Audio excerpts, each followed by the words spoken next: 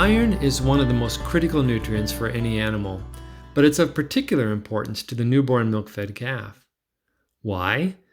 Because whole milk and spray-dried milk ingredients, they're practically void of iron.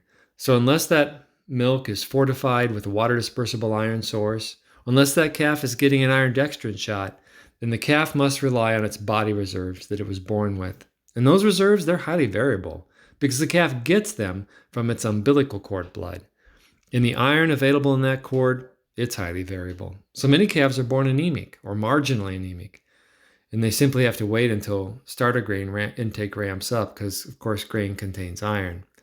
I'm Dave Wood, Director of Sales and Tech Support at Animix, and today's 3-minute session is on iron nutrition in the milk-fed calf.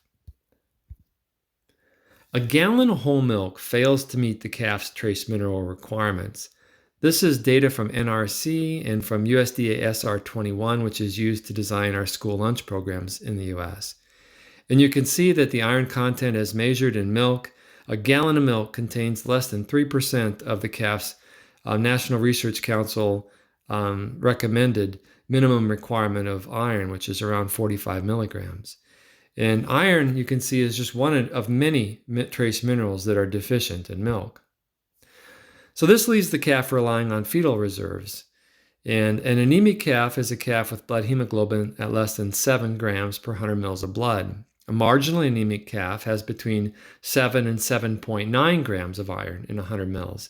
There's some old data that I think is still relevant and good from the 40s and 50s that shows that anywhere from 18% to as much as 36% of calves are either anemic or marginally anemic. And there's some much more recent data conducted in veal with large numbers of calves showing that anywhere from almost 30% or so, 28% of calves are anemic or marginally anemic, to at least 8% of calves are. And you always have to remember, veal calves, as they're placed in barns, are some of the higher value calves that are probably most robust and containing some higher hemoglobin contents than normal. I think it's likely and fair to assume that 5 to 8% of calves are born anemic and another 20% are born marginally anemic. Well, what is the negative effect of being anemic? Rough hair coat, poor health, excessive licking, reduced feed intake, poor feed conversion, chalky colored manure, incidence of sudden death, and of course you can't even rely on the cow, even if you gave her a great dry cow nutrition program, to be able to pass that on to her calf.